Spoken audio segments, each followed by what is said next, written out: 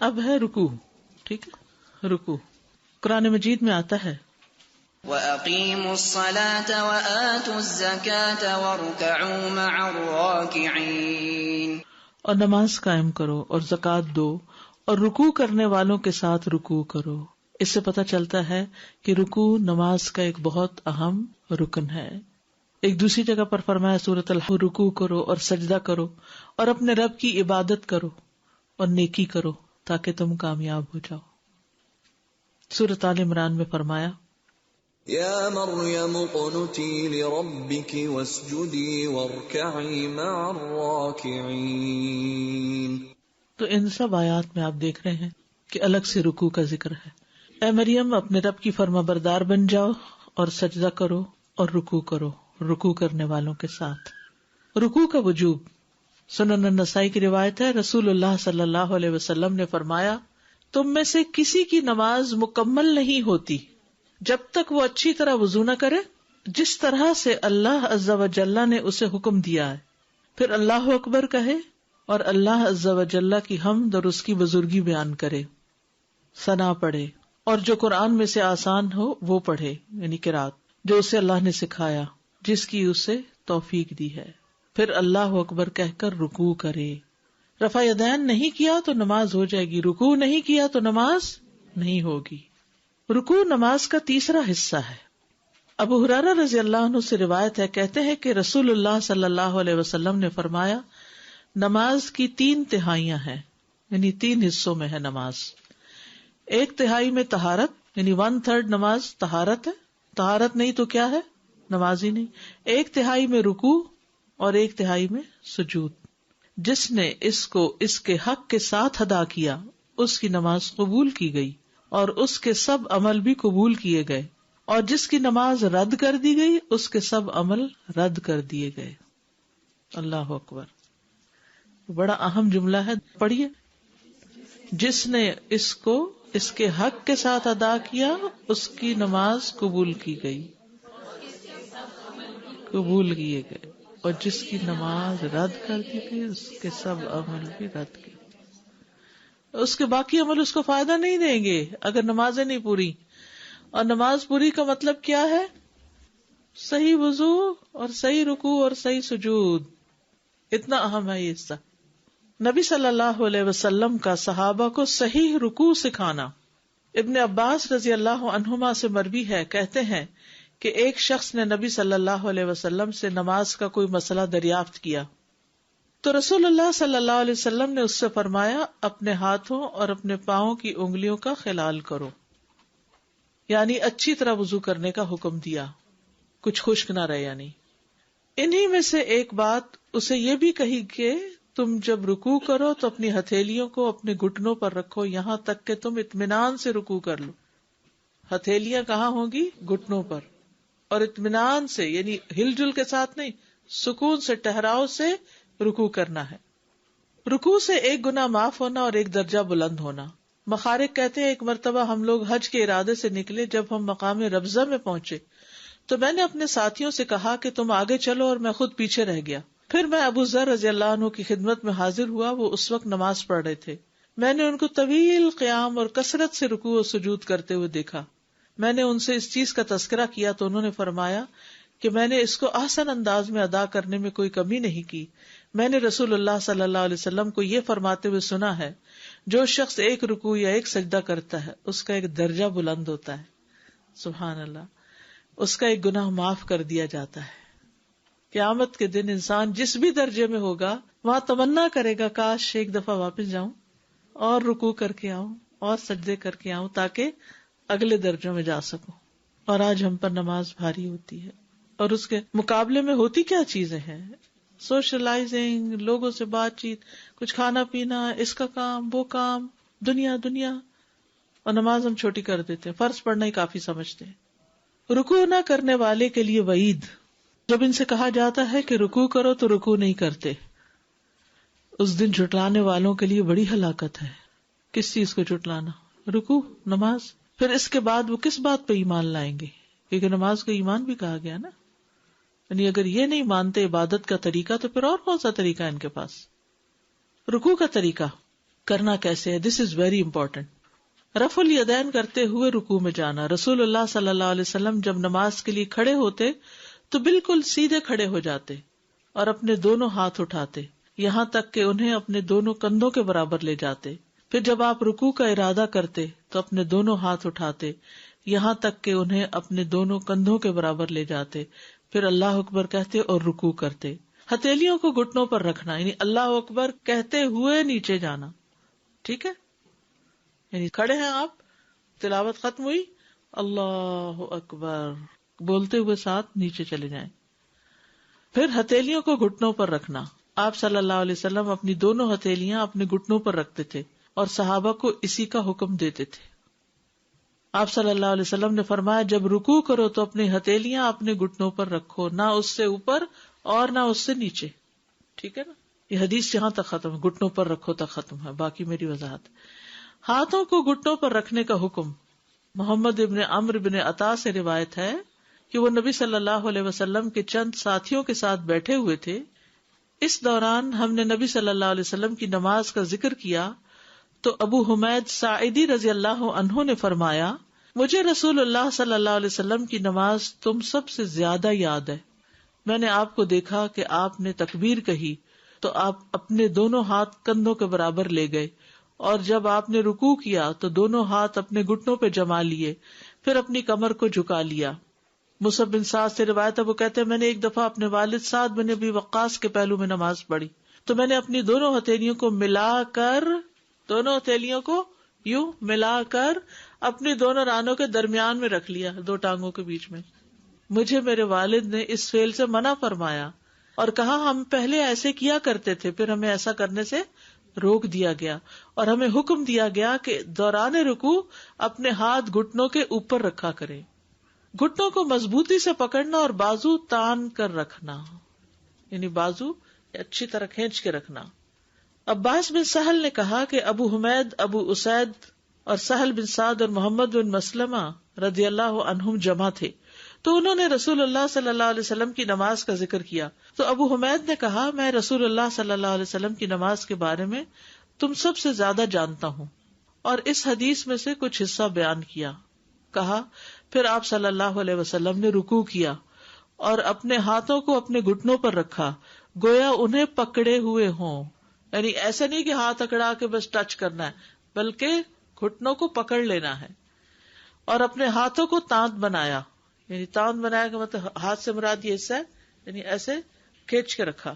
اور اپنے ہاتھوں کو اپنے پہلوؤں سے دور رکھا، یعنی ساتھ چپکا کے نہیں کرنا بلکہ کھلا رکھنا ہے. انگلیوں میں فاصلہ رکھنا پکڑتے ہوئے. آپ صلی اللہ علیہ وسلم جب رکوع کرتے تو اپنی ہتھیلیوں سے اپنے گھٹنوں کو پکڑ لیتے اور اپنی انگلیوں کو کھول لیتے. ہاتھوں کو پہلوؤں سے جدا رکھنا، یعنی بازوؤں کو پہلوؤں سے الگ رکھنا، کھلا رکھنا. اور اپنے ہاتھوں کو تانت بنایا جو کہ کمان پر ہوتا ہے اور اپنے ہاتھوں کو اپنے پہلوؤں سے دور رکھا. رسول اللہ صلی اللہ علیہ وسلم نے رکوع کیا تو اپنے دونوں ہاتھ اپنے دونوں گھٹنوں پر رکھے گویا آپ انہیں پکڑے ہوئے ہیں، اور آپ نے دونوں ہاتھوں کو کمان کی تانت کی طرح تانا اور اپنے دونوں پہلوؤں سے جدا رکھا. ابو عیسیٰ ترمذی کہتے ہیں اسی کو اہل علم نے اختیار کیا کہ آدمی رکوع اور سجدے میں اپنے دونوں ہاتھوں کو اپنے دونوں پہلوؤں سے جدا رکھے. سر نہ زیادہ جھکانا نہ بلند رکھنا، نہ اوپر گردن اٹھانا اور نہ نیچے لٹکا دینا. پھر آپ صلی اللہ علیہ وسلم رکوع کرتے اور اپنی ہتھیلیاں اپنے گھٹنوں پر مضبوطی سے رکھتے. رکوع کے دوران نہ اپنا سر بہت زیادہ جھکا دیتے اور نہ بلند رکھتے بلکہ اعتدال سے رکوع کرتے. پھر سمع اللہ لمن حمدہ کہتے. سر کو درمیان میں رکھنا، اور جب آپ رکوع کرتے تو اپنا سر نہ پشت سے اونچا کرتے اور نہ اسے نیچے کرتے بلکہ اس کے درمیان میں رکھتے. رخسار ادھر ادھر نہ موڑنا، یعنی جب آپ رکوع کر رہے ہیں تو یوں سر کو ٹیڑھا نہیں کریں، نہ یوں کریں بلکہ اسٹریٹ رکھیں. آپ صلی اللہ علیہ وسلم جب رکوع کرتے تو اپنی ہتھیلیوں سے اپنے گھٹنوں کو پکڑ لیتے، اپنی انگلیوں کو کھول لیتے، اپنی کمر کو جھکا لیتے، اپنا سر نہ تو اٹھایا ہوتا اور نہ اپنے رخسار کو ادھر ادھر موڑا ہوتا بلکہ سیدھا قبلہ رخ ہوتا. کمر بچھا کر برابر کرنا. جب رکوع کرو تو اپنی کمر بچھا لو اور اپنے رکوع کے لیے اسے خوب ٹھہرا لو. کمر اس طرح سیدھی رکھنا کہ پانی بھی ٹھہرا رہے. وابسہ کہتے ہیں کہ میں نے رسول اللہ صلی اللہ علیہ وسلم کو نماز پڑھتے دیکھا، آپ جب رکوع کرتے تو کمر اس قدر برابر کرتے کہ اگر کمر پر پانی ڈالا جائے تو ٹھہر جائے. اگر آپ اس طرح صحیح رکوع کرتے رہے تو کمر کی تکلیف بھی ٹھیک ہو جائے گی، کیونکہ موہرے اپنی جگہ پہ آ جاتے ہیں نا. کمان کی تانت بازوؤں میں آئی نا، بازو آئے، بازو ایسے نہیں نہ کرنے، جتنے لمبے ہو سکتے ہیں کریں. اس میں آپ دیکھیے کہ جب آپ سر بھی صحیح رکھتے ہیں نا تو سر کی بھی ایکسرسائز ہو جاتی ہے. ہم یوں کر کر کے نا موہرے ادھر دبنے لگتے ہیں، تو جب اسٹریٹ کرتے ہیں اس کو سیدھا رکھتے ہیں تو کمر بھی ساری، اور پھر پورا پوزیشن ایسی ہوتی ہے کہ ساری ریڑھ کی ہڈی اور گھٹنے ہر چیز اپنی جگہ آ جاتی. بہت سی ہماری خرابیاں ہڈیوں میں نمازیں ٹھیک نہ پڑھنے کی وجہ سے بھی ہوتی ہیں. گروپس میں سب ڈیمو کرے تاکہ سب کا ٹھیک کر کے بتایا جائے، کیونکہ کچھ لوگ سر زیادہ اٹھا لیتے، کچھ لوگ زیادہ گرا بھی دیتے ہیں. یہ بھی آپ نوٹ کریں گے کہ کچھ لوگ گردن گرا دیتے ہیں. گردن اور کمر کے سیدھ میں ہونی چاہیے، یعنی آپ یوں دیکھیے کہ جیسے آپ سیدھے کھڑے ہیں تو اس طرح ہو سب کچھ، ٹھیک ہے نا، یعنی سب چیز برابر کی آ رہی ہو، ٹرائنگل سا بن جاتا ہے. رکوع میں اطمینان کا وجوب. نبی صلی اللہ علیہ وسلم کا قیام کے مثل رکوع کرنا. ہم 3 دفعہ صرف سبحان ربی العظیم جلدی جلدی پڑھ کے اٹھ جاتے ہیں. آپ اتنا لمبا بعض اوقات رکوع کرتے جتنا لمبا آپ کا قیام ہوتا. حذیفہ رضی اللہ عنہ سے مروی ہے کہ آپ صلی اللہ علیہ وسلم نے رکوع کیا اور سبحان ربی العظیم پڑھتے رہے. آپ کا رکوع آپ کے قیام کے برابر ہوتا تھا. نبی صلی اللہ علیہ وسلم کا اطمینان سے رکوع کرنے کا حکم دینا. صحیح مسلم کی روایت ہے، اللہ کے نبی صلی اللہ علیہ وسلم نے فرمایا، رکوع اور سجود کو مکمل کرو. اللہ کی قسم جب بھی تم رکوع کرتے ہو اور جب بھی تم سجدہ کرتے ہو تو میں اپنی پیٹھ پیچھے تمہیں دیکھتا ہوں. یعنی جو صحیح نہیں کرتے وہ بھی نظر آ رہے ہوتے ہیں مجھے. یہ آپ کی خاص خصوصیت تھی. رکوع میں اطمینان محمد صلی اللہ علیہ وسلم کی سنت ہے. حذیفہ رضی اللہ عنہ سے روایت ہے کہ انہوں نے ایک شخص کو دیکھا جو اپنا رکوع اور اپنا سجدہ پورا نہیں کرتا تھا. جب اس نے اپنی نماز پوری کر لی تو حذیفہ رضی اللہ عنہ نے اس سے کہا کہ تم نے نماز ہی نہیں پڑھی. ابو وائل نے کہا، میں خیال کرتا ہوں کہ حذیفہ رضی اللہ عنہ نے یہ بھی فرمایا کہ اگر تو ایسی ہی نماز پر مر جاتا تو محمد صلی اللہ علیہ وسلم کی سنت پر نہ مرتا. لا حول ولا قوت الا باللہ. اور آج آپ دیکھیں بہت سے لوگ ادھورے رکوع ادھورے سجدے کر رہے ہوتے ہیں، بس نیچے جاتے ہیں اور ابھی ٹکتے بھی نہیں کہ اوپر بھی اٹھ جاتے ہیں. ایک سبحان ربی العظیم جاتے ہوئے پڑھتے ہیں، ایک وہاں پڑھتے اور ایک اٹھتے ہوئے. بس اتنی سی دیری ہوتی ہے، ورنہ آپ کاؤنٹ اگر کریں تو ٹک جاتا ہے بندہ اتنی دیر میں. درست رکوع پر نماز کی قبولیت اور عدم قبولیت کا انحصار ہے. ابو ہریرہ رضی اللہ عنہ سے مرفوع ہے کہ ایک آدمی 60 سال نماز پڑھتا رہتا ہے لیکن اس کی نماز قبول نہیں ہوتی. اللہ اکبر. یعنی نبی صلی اللہ علیہ وسلم سے یہ روایت کرتے ہیں کہ آپ نے فرمایا کہ ایک آدمی 60 سال نماز پڑھتا ہے لیکن اس کی نماز قبول نہیں ہوتی. استغفر اللہ. شاید اس کی وجہ یہ ہو کہ وہ رکوع تو پورا کرتا ہو لیکن سجدے مکمل نہ کرتا ہو، یا سجدے پورے کرتا ہو لیکن رکوع پورے نہ کرتا ہو، کیونکہ یہ نماز کا ایک تہائی حصہ ہے نا. تو اس لیے عادت توڑ کے نئی عادت بنانا ہے تو مشکل، مگر اس کے بغیر گزارا نہیں نا، کرنا پڑے گا. اور اس میں آپ کا دنیاوی فائدہ بھی ہے اور دینی فائدہ بھی ہے اور آخرت کا فائدہ بھی ہے. یعنی کہ صحیح رکوع سجدہ کرنے سے پوسچر بھی صحیح ہوگا انشاءاللہ. ابو مسعود بدری رضی اللہ عنہ کہتے ہیں کہ رسول اللہ صلی اللہ علیہ وسلم نے فرمایا، وہ نماز کافی نہ ہوگی جس میں آدمی اپنی پشت کو رکوع اور سجود میں سیدھا نہ رکھے. اللہ اکبر. وہ نماز کافی نہیں، وہ نماز ادا نہیں ہوئی جس میں انسان اپنی پشت کو رکوع سجود میں سیدھا نہ رکھے، بیچ میں خم آ رہا ہے، وہ نہیں ٹھیک. معذور کی الگ بات ہے. امام ترمذی نے ذکر کیا ہے کہ شافعی، احمد اور اسحاق ابن راہویہ کہتے ہیں کہ جس نے رکوع اور سجدے میں اپنی پیٹھ سیدھی نہیں رکھی اس کی نماز فاسد ہے، اس کی نماز ہی نہیں، کیونکہ رکوع اہم رکن ہے. لمبا رکوع کرنے کی اہمیت.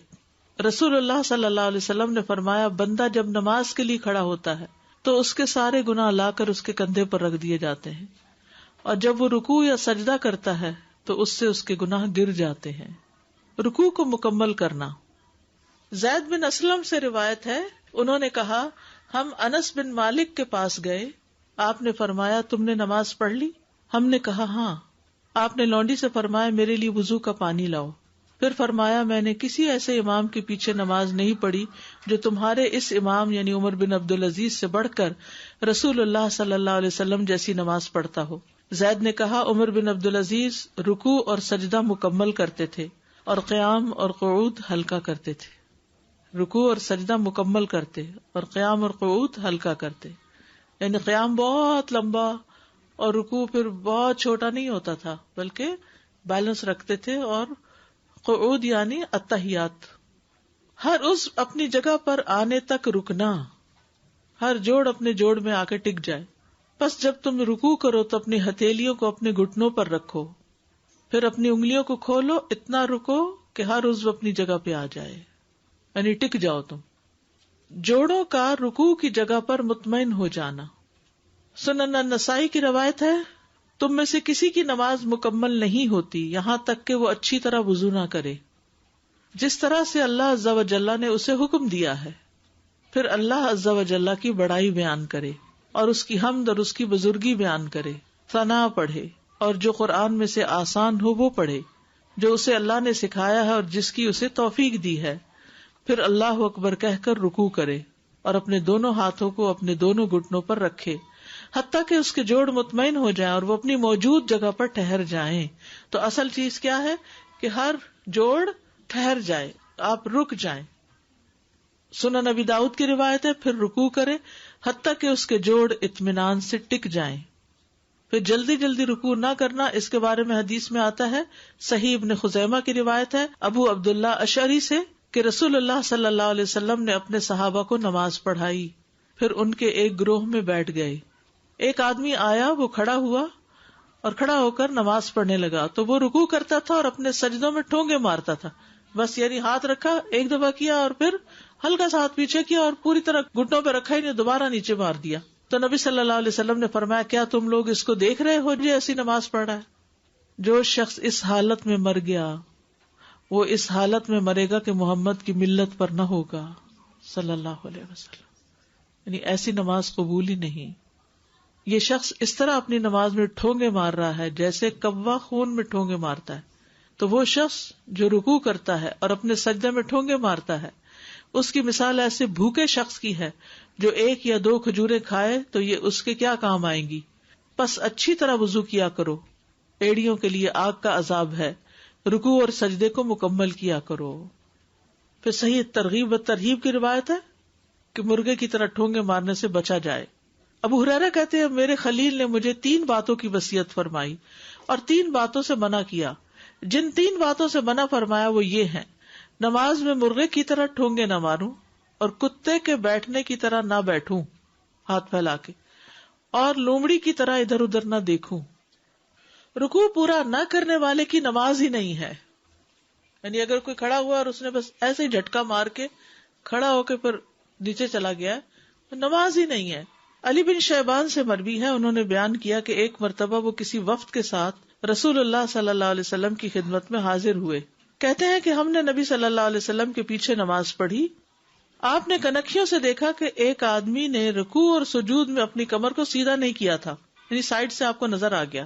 نماز سے فارغ ہو کر رسول اللہ صلی اللہ علیہ وسلم نے فرمایا، اے مسلمانوں کی جماعت، اس شخص کی نماز نہیں ہوتی جس نے رکوع اور سجود میں اپنی پشت کو سیدھا نہیں رکھا، اس کی نماز ہی نہیں ہوتی۔ رکوع پورا نہ کرنے والا نماز کا چور ہے۔ رسول اللہ صلی اللہ علیہ وسلم نے فرمایا، لوگوں میں سے سب سے بدترین چور وہ ہے جو اپنی نماز میں چوری کرتا ہے۔ لوگوں نے پوچھا، یا رسول اللہ صلی اللہ علیہ وسلم، انسان اپنی نماز میں کس طرح چوری کر سکتا ہے؟ آپ نے فرمایا، اس طرح کہ نہ وہ اپنا رکوع پورا کرے اور نہ ہی وہ اپنے سجدے کو پورا کرے، یا کہا کہ رکوع اور سجدے میں وہ اپنی پشت کو سیدھا نہیں رکھتا۔ اب آپ دیکھیے کہ قیام اور قعود کے علاوہ جو 2 درمیان کی اہم چیزیں ہیں وہ رکوع اور سجدہ ہی تو ہیں، تو ان 2 کو صحیح کرنے کی ضرورت ہے، اس کے لیے پریکٹس کرنے کی ضرورت ہے، کر کے دوسروں کو دکھا کے صحیح کروانے کی ضرورت ہے، ٹھیک ہے۔ استاذہ میں یہ سوچ رہی تھی کہ جیسے ہم نے بچپن میں سنا تھا کہ جب رکوع میں جاتے ہیں تو پیروں کی انگلیوں کی طرف دیکھتے ہیں، تو اب تو یہ پتہ چلا کہ سجدے کی جگہ پر ہی دیکھتے ہیں. تو جو کمر نہ سیدھا ہونے کی وجوہات بہت سے لوگوں کی یہ بھی ہیں، جیسے صف جب بناتے ہیں ہم نا، تو اکثر لوگ جب رکوع میں جاتے ہیں نا تو ان کو خیال آتا ہے کہ پیر سے پیر نہیں ملائے ہوئے نا، تو میرا خیال ہے لوگ شاید پیروں کی انگلیوں کی طرف دیکھ رہے ہوتے ہیں، اس وجہ سے کمر جو ہے وہ اسٹریٹ نہیں ہوتی. جو سر ہے وہ زیادہ جھک جاتا ہے آگے جا کے.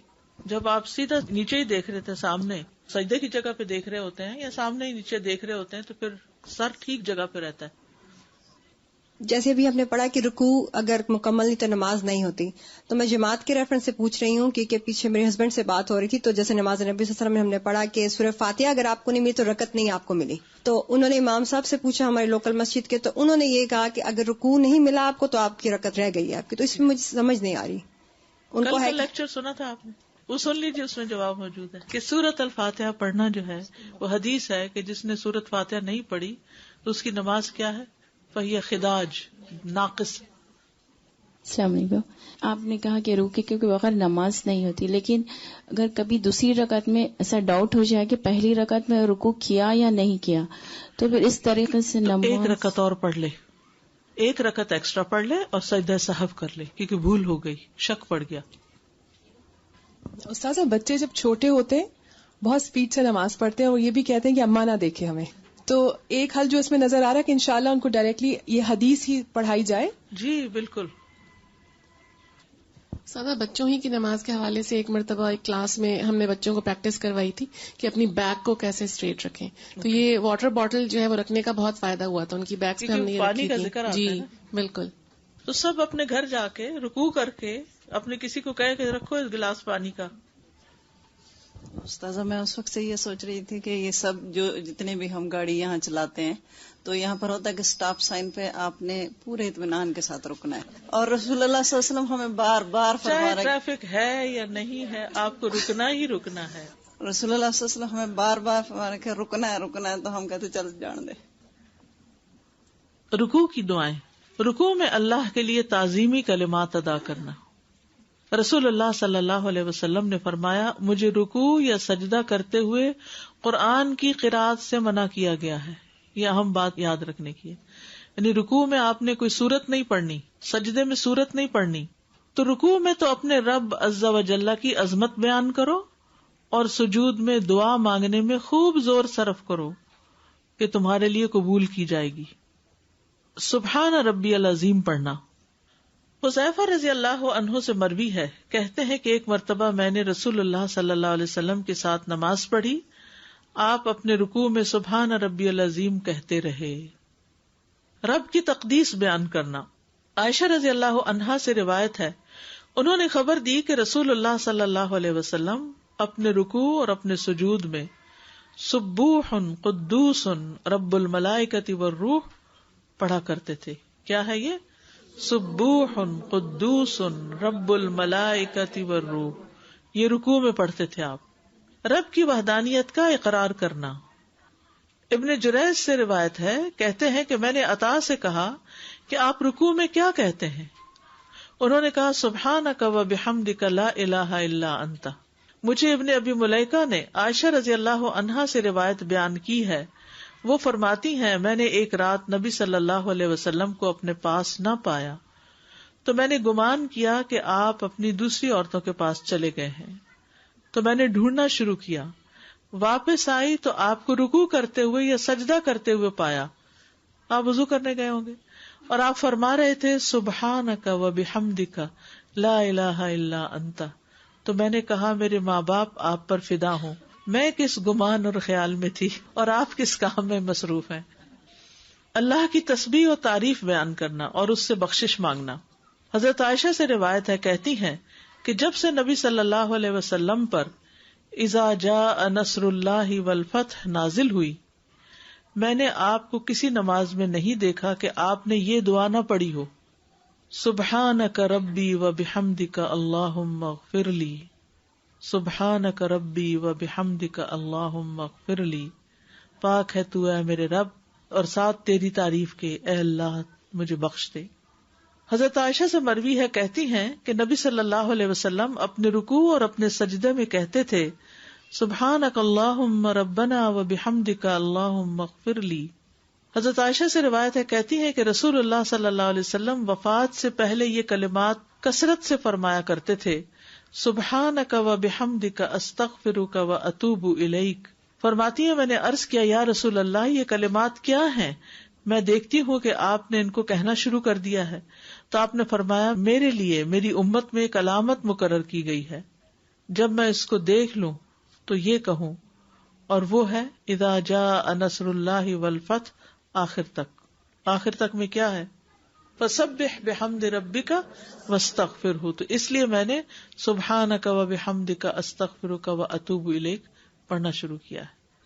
پھر اگلی حدیث سے حضرت عائشہ کہتی ہیں کہ رسول اللہ صلی اللہ علیہ وسلم کثرت کے ساتھ کہتے تھے سبحان اللہ و بحمدہ استغفر اللہ و اتوب الیہ.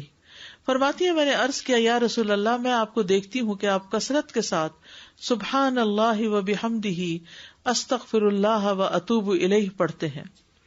تو آپ نے فرمایا میرے رب نے مجھے خبر دی ہے کہ عنقریب میں اپنی امت میں ایک علامت دیکھوں گا، جب میں اس نشانی کو دیکھوں تو میں سبحان اللہ و بحمدہ استغفر اللہ و اتوب الیہ کی کثرت کر دوں. تحقیق میں نے اس علامت کو دیکھ لیا ہے، اذا جاء نصر اللہ والفتح یعنی مکہ کا فتح ہونا، ورأیت الناس يدخلون فی دین اللہ افواجا، وفود کا آنا آپ کے پاس اور کثرت سے لوگوں کا مسلمان ہونا. تو پھر کرنے کا کام کیا ہے؟ فسبح بحمد ربک واستغفرہ انہ کان توابا. اللہ کی کبریائی کا اظہار کرنا. عوف بن مالک اشجعی روایت کرتے ہیں، کہتے ہیں کہ میں نے ایک رات رسول اللہ صلی اللہ علیہ وسلم کے ساتھ قیام کیا. آپ صلی اللہ علیہ وسلم نے قیام کیا تو سورۃ البقرہ کی تلاوت فرمائی.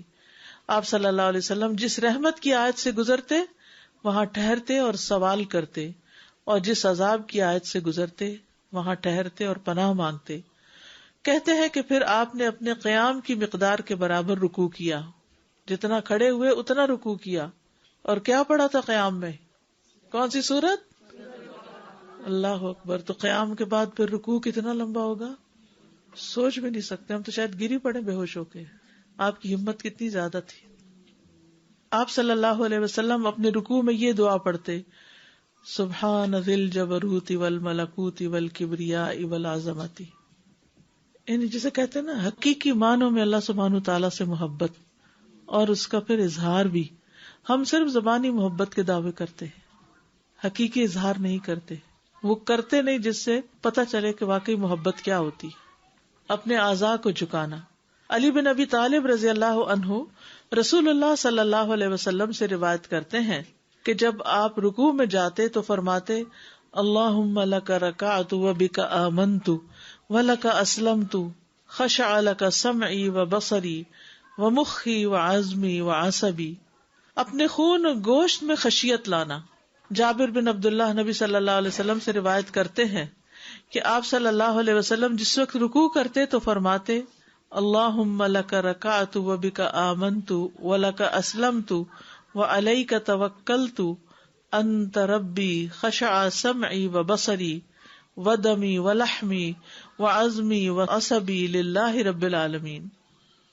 اپنے قدموں کو جھکانا. علی بن ابی طالب رضی اللہ عنہ سے مروی کہ نبی صلی اللہ علیہ وسلم جب رکوع میں جاتے تو کہتے اللہم لک رکعت و بک آمنت و لک اسلمت انت ربی خشع سمعی و بصری و مخی و عظمی و عصبی و مستقلت به قدمی للہ رب العالمین. رکوع میں قرآن پڑھنے کی ممانعت. علی بن عبداللہ رضی اللہ عنہ سے روایت ہے کہ رسول اللہ صلی اللہ علیہ وسلم نے قص علاقے کی بنی ہوئی ریشمی کپڑے یعنی قصی اور زرد رنگ کے کپڑے پہننے سے، سونے کی انگوٹھی پہننے سے یعنی مردوں کے لیے زرد کپڑے پہننے سے، اور رکوع میں قرآن پڑھنے سے منع فرمایا ہے. فرمایا خبردار رہو، بلا شبہ مجھے رکوع اور سجدے کی حالت میں قرآن پڑھنے سے منع کیا گیا ہے. جہاں تک رکوع کا تعلق ہے تو اس میں رب عز و جل کی عظمت و کبریائی بیان کرو، اور جہاں تک سجدے کا تعلق ہے تو اس میں خوب یہ دعا کرو. یہ دعا اس لائق ہے کہ تمہارے حق میں قبول کی جائے. سبحان ربی الاعلی، اور رکوع میں سبحان ربی العظیم. اب یہ رکوع کی دعائیں ہیں، پڑھیے ذرا.